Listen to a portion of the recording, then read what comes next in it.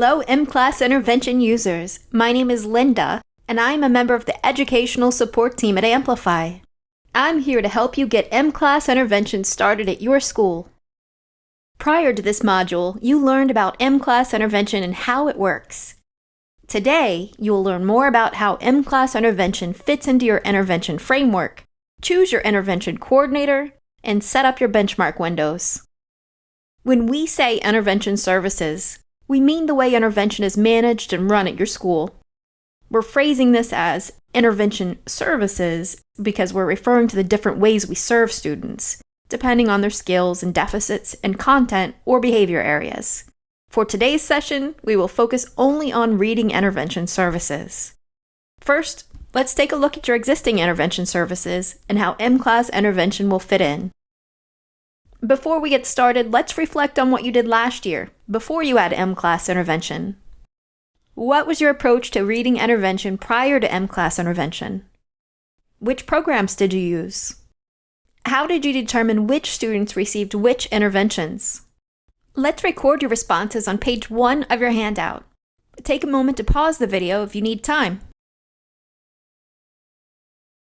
It's important to note that there are many kinds of programs. Some have formal Tier 2 and Tier 3 designations, others don't.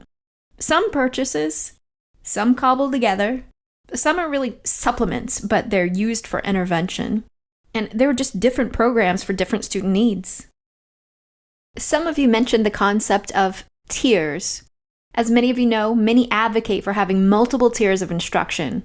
Core instruction, which all students receive, and then Tier 2 and Tier 3 intervention, which is reserved for some but not all students.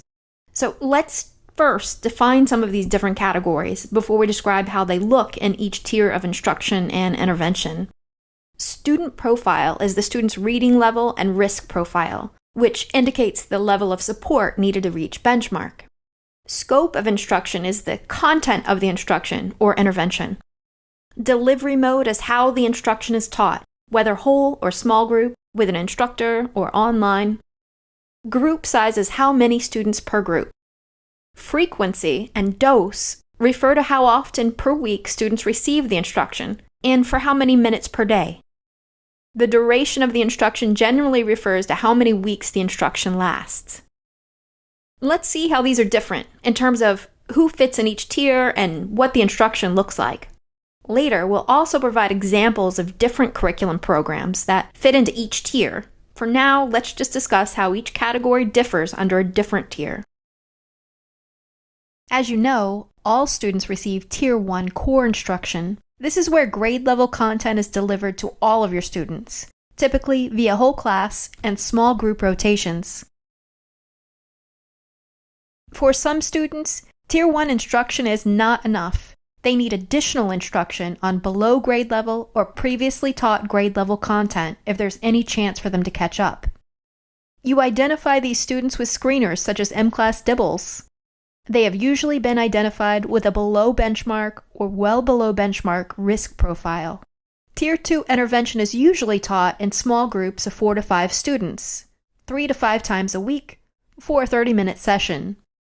Per response to intervention standards, or RTI, Tier 2 intervention happens in addition to Tier 1 core instruction. This means that it takes place at a separate time from the core literacy block. Some students need something beyond Tier 2 intervention. These are students who are making progress, but not at a fast enough rate to be caught up by the end of the year. They need a higher intensity, either more minutes or the same number of minutes but in smaller groups. Others are students who did not respond to the Tier 2 program in place, and they need a different program altogether, one with a different set of pedagogies. For your reference, this table is on page 2 of your handout packet. Now that we've reviewed a bit on what each tier of instruction and intervention should look like, and characteristics of each tier, let's reflect on how Tiers 2 and 3 interventions differ at your school, if you have different tiers of instruction, that is. If you like, you can take the time to record your responses on page 2 of your handout. Feel free to pause the video. So let's describe what each tier looks like. Frequency, duration, programs, how is data reviewed? And your sample response should include how intervention looks different at different tiers. Depending on what the student needs or on the resources that your school has, you may use different programs with different pedagogical approaches. Sometimes the same program can be used for both tiers, but the frequency and dose might change. An intervention, such as mCLASS intervention, can be used in both Tier 2 and Tier 3. The difference here is the intensity. One could increase the lesson and double up to deliver 2 lessons in 60 minutes. And group size. One could decrease the group to only 3 students per group, giving each student more opportunities to participate. So we just talked about the different tiers of intervention and how they differ. You probably have different programs, some of which may fall under different tiers. How do you decide what intervention each student needs? The first step in determining which intervention program to use is to think about the student profile. Here are some parameters to take into consideration when deciding on the focus of instruction. Think about the specific skill gaps the student has. Assessment results help to identify gaps such as decoding or comprehension skills, but sometimes you might identify other gaps only after the student has gone through a few cycles of interventions. If the student is an English language learner, the focus of instruction might need to be on developing basic communication skills or on academic language. Once you determine the right focus of instruction for the student, think about how far behind is the student? Is the student on track to reaching end-of-year benchmark goals with the existing level of support that he or she is receiving? This will help you make adjustments to the tier, either with higher intensity or frequency, or possibly with the group size. Finally, if the student already has an IEP, this will help give guidance as to the intervention that he or she will receive. We've reviewed what core instruction should look like and how Tiers 2 and 3 interventions fit into the picture. And we just talked about the focus of instruction in tiers. Now let's do an activity together. Follow along on page 3 of your handout. I will provide the student profile, and you decide what to give the student in terms of instruction or intervention intensity and program. We will assume that the student profile describes the child's reading skills. What tier of instruction and program would you recommend for a student who has reached benchmark or above benchmark?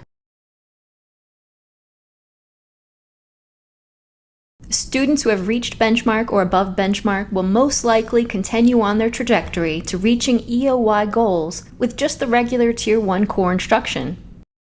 Occasionally, we'll find students who just barely made the benchmark score, maybe by a few points. Sometimes we refer to those student profiles as soft benchmark. We recommend that these students get some sort of Tier 2 intervention, which is often short-term since they tend to catch up faster. What tier of instruction and program would you recommend for a student who is below or well below benchmark and just started receiving Tier 2 intervention?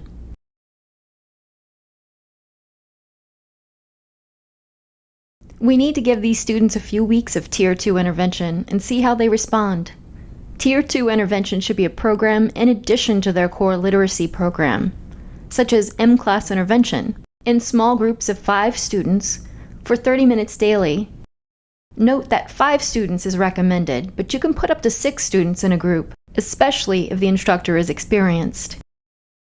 Alright, now what tier of instruction and program would you recommend for a student who is below or well below benchmark, receiving Tier 2 intervention, and is on track to reach benchmark by EOY? Since these students are making adequate progress to reach EOY goals with the Tier 2 intervention you provided, we would recommend to keep what you have in place. 30 minutes of daily intervention in a small group of 5 students, in addition to the core literacy program. What if the student was below or well below benchmark and responsive to the Tier 2 intervention given, but was still off track to reach benchmark by EOY?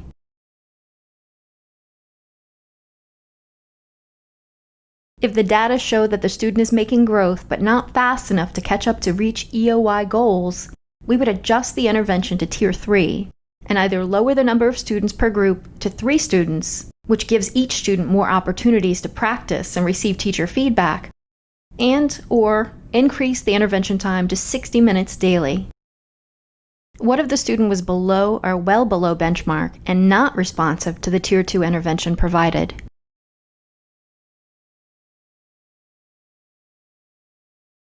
If the student is not showing any progress in Tier 2 intervention, something is not working for the student. So we need to adjust things and place him or her in Tier 3 intervention. This would likely be a different Tier 3 program with a different approach, modality, or pedagogy from the one used in Tier 2.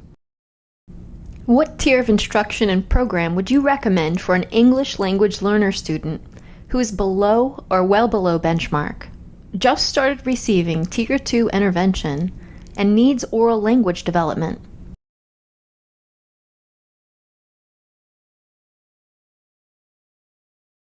Similarly to a native English speaker, we need to give these students a few weeks of Tier 2 intervention for 30 minutes daily in small groups of 5 to 1 and see how they respond. In addition to the Tier 2 intervention, these students need an English language development program for 30 minutes daily to help them develop listening and speaking skills. mCLASS intervention can be used for grades K through 6. Let's figure out which grade levels you will use mCLASS intervention for at your school. mCLASS intervention is not grade-specific and is adaptive. It can cover skills above or below students' current skill level. With that in mind, how do you decide which grade levels will get mCLASS intervention? Instead of thinking of mCLASS intervention as grade-specific, think about what each student needs and the skills that mCLASS intervention addresses. The first step is to look at the student data and build a profile.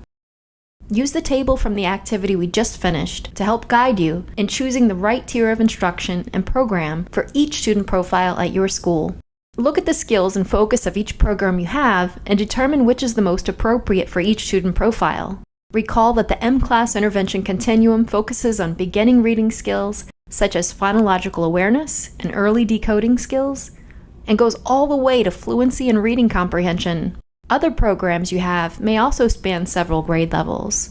Based on their focus, you may want to select which programs might best suit each student profile.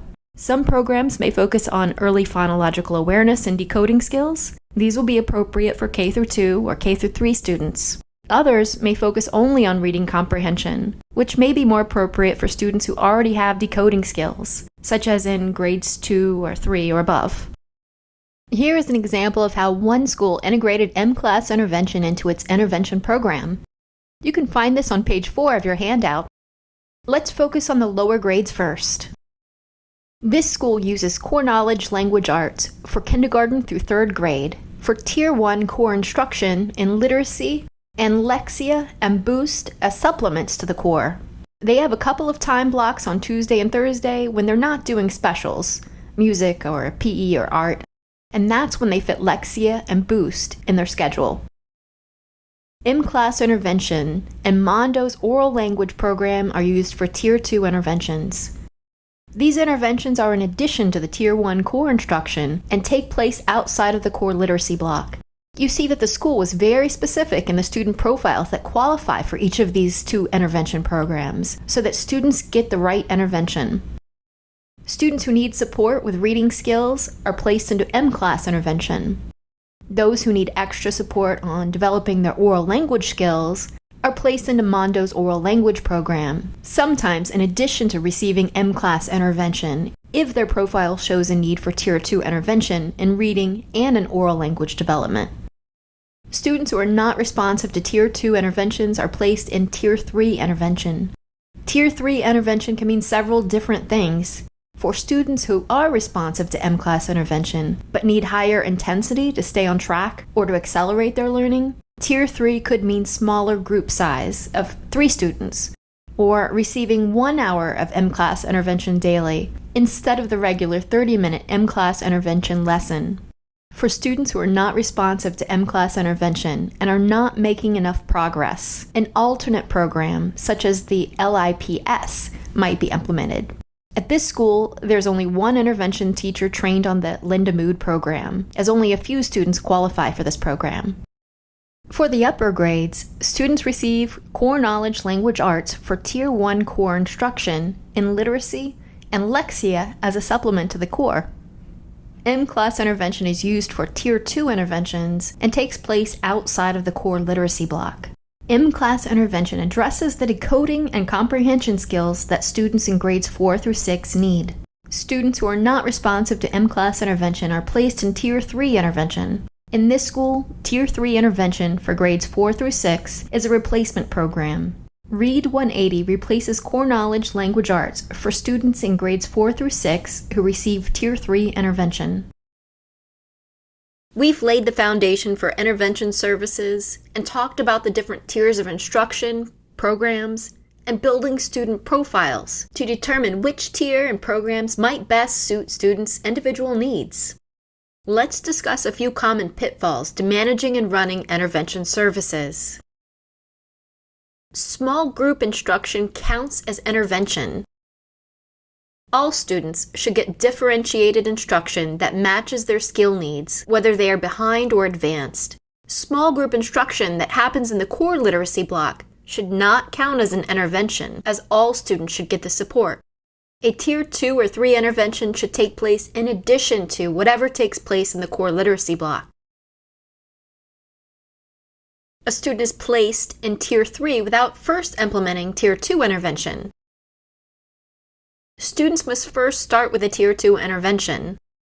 A Tier 2 intervention might be enough to close the student's skill gaps, and we need to think about how to get the student caught up with minimal interruptions to the rest of the curriculum. School does not have a Tier 3 intervention. If students are not progressing at a rate that will get them to reach end-of-year goals with Tier 2 intervention, there should be adjustments to the services provided. This usually entails a Tier 3 intervention with additional intervention time, smaller group size, and/or using a different instructional approach. Staff does not review latest data to regroup students. Student data needs to be consistently collected and reviewed. Without reviewing progress monitoring data, there's no way to know whether or not the intervention services are the right ones for each student, whether there needs to be adjustments in intervention groups, or even in intervention services. School requests evaluation for special education prior to consistent intervention. Oftentimes, students who are below or well below benchmark are behind their peers, not because of a learning disability, but because the instruction did not match their needs the first time around. There's a plethora of reasons why the student may not have gotten it the first time around, and intervention services aim to find the right means for the student to access the content and get caught up. Students need to receive consistent intervention and may need adjustments to the tiers or programs, which may take time. Before you update your intervention services, here are some key takeaways to think about. Be sure to use 3 tiers of instruction and define each tier so that there's no confusion or overlap. Review your school's student profiles and group students based on their similar skill needs. Be intentional about each program you include in your intervention services. Some programs are only pedagogically appropriate for certain grade levels. Others span across grades, but may only cover specific isolated skills. Be sure to choose each child's intervention services and program based on the skill gaps they have and how well the program or programs will address the student's needs. Here's a tip. Build student profiles for your school population. Review your programs and see which ones truly address the skill gaps you've identified. For beginning readers, there are generally 3 areas which might hold them back: reading skills, oral language development, and English language acquisition. Be sure to provide intervention services in each of these areas as necessary. Have clear criteria for how students qualify for each tier of instruction. Building student profiles based on your school data can help with this. Finally, provide mCLASS intervention to all students who are below or well below benchmark, and keep track of their progress towards end-of-year goals so that you can make adjustments to the intensity of their intervention services as necessary. Set a time frame for the intervention, typically 6 to 8 weeks. After 6 to 8 weeks, review data for the target skill. Did the intervention work? Reflect and refine. Revise groups. Repeat process. Now let's take a few moments to lay out how your school will use its various programs, including mCLASS intervention. Refer to pages 5 and 6 of your handout. First, we will work on building student profiles for students at your school, on page 5 of your handout. Use the guiding reflection questions at the bottom of the page to help you describe the specific student profiles at your school and categorize which programs might match each student profile. For example, think about the components of your core literacy block and whether it includes any small group instruction or differentiation, and whether you might have supplemental resources or programs. If you have guided reading groups, which mainly address comprehension skills, what do you have in place for students who need help with foundational skills? mCLASS intervention might be the answer here. Think about which student profiles will qualify for Tier 2 and/or Tier 3 interventions. Look at your student data. Do you have a high population of English language learners? Do many of your students need additional oral language development? Build out the different student profiles based on your own school demographics and data. How will you adjust mCLASS intervention for each tier?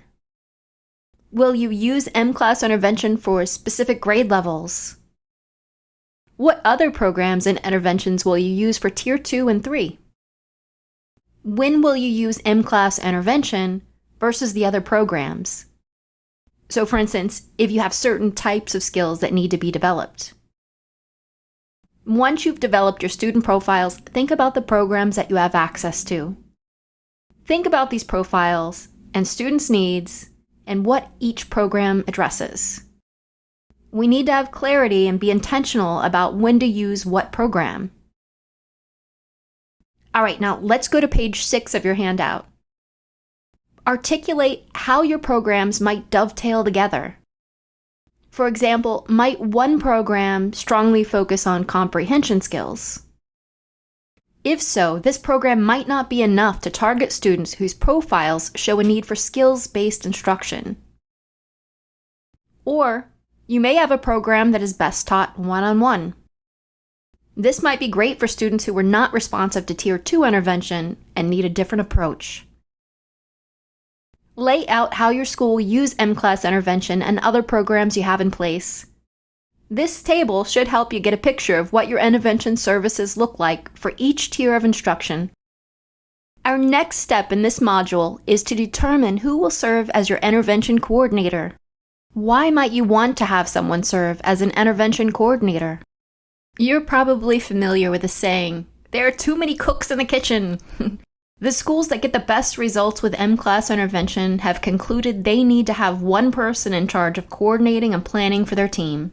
Without having a coordinating force, they've noticed that they're not able to successfully work through all the details.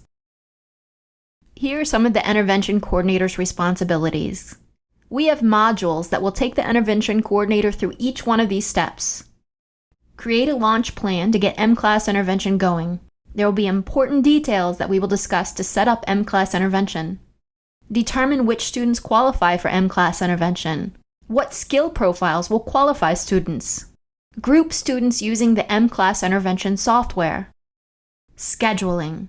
Ensuring every group has a time of the day when they meet, a place where to meet, and an interventionist to deliver the instruction.